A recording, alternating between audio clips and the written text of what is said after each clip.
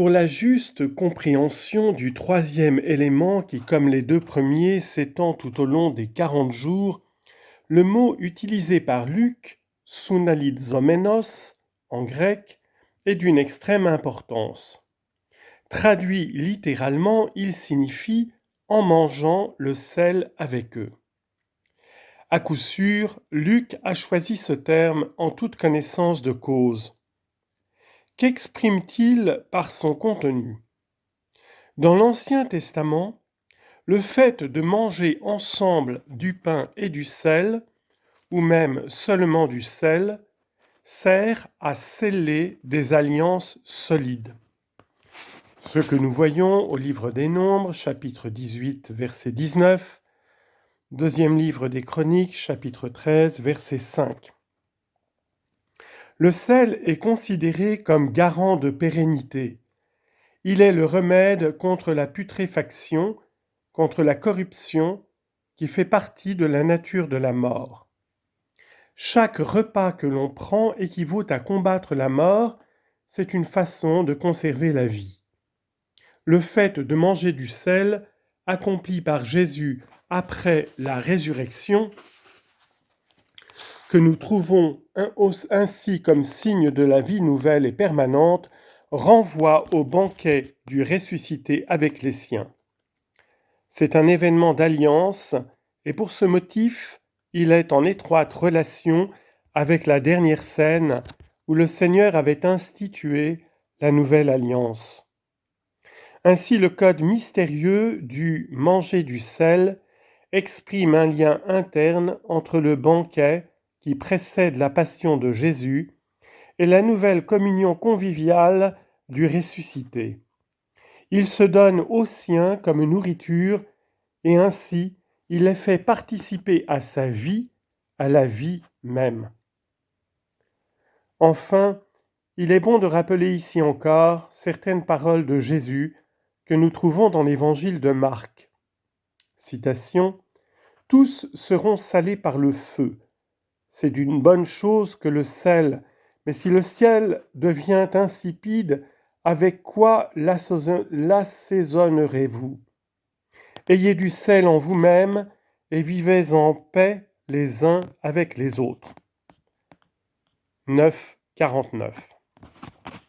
Certains manuscrits reprennent Lévitique 2,13 et ajoutent encore « Tu saleras toute oblation que tu offriras ». Saler les offrandes voulait dire aussi rendre savoureux le don et le protéger de la putréfaction.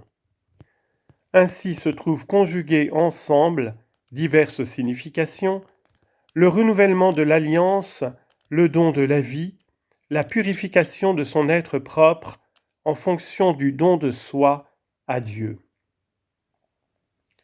Lorsque Luc, au début des Actes des Apôtres, résume les événements post-pascal et décrit la communion conviviale du ressuscité avec les siens en utilisant le terme « sunalizomenos », mangeant du sel avec eux, Acte 1,4, le mystère de cette nouvelle communion conviviale d'une part perdure, mais d'autre part son essence devient en même temps visible.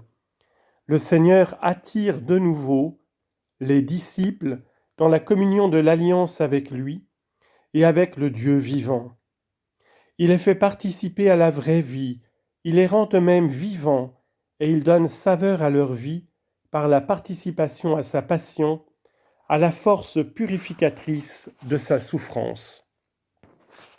Il nous est impossible d'imaginer ce que fut concrètement la communion conviviale du Seigneur avec les siens.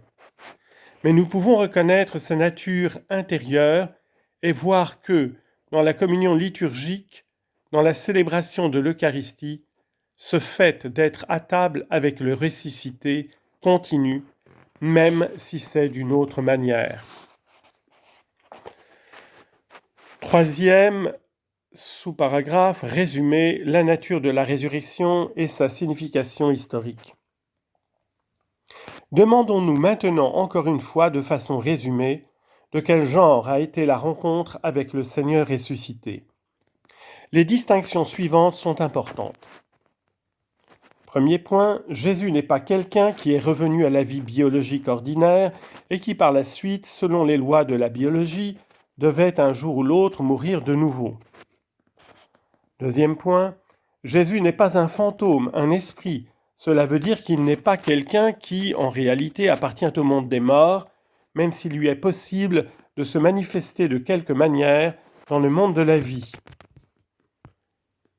Troisième point, les rencontres avec le ressuscité sont pourtant quelque chose qui diffère aussi des expériences mystiques dans lesquelles l'esprit humain est un moment soulevé au-dessus de lui-même et où il perçoit le monde du divin et de l'éternel pour revenir ensuite à l'horizon normal de son existence. L'expérience mystique est un dépassement momentané du domaine de l'âme et de ses facultés perceptives. Mais ce n'est pas une rencontre avec une personne qui de l'extérieur s'approche de moi. Paul a très clairement fait la distinction entre ces expériences mystiques, comme par exemple son élévation jusqu'au 3e ciel décrite en 2 Corinthiens 12, 1, 4, et sa rencontre avec le ressuscité sur le chemin de Damas, qui était un événement dans l'histoire, une rencontre avec une personne vivante.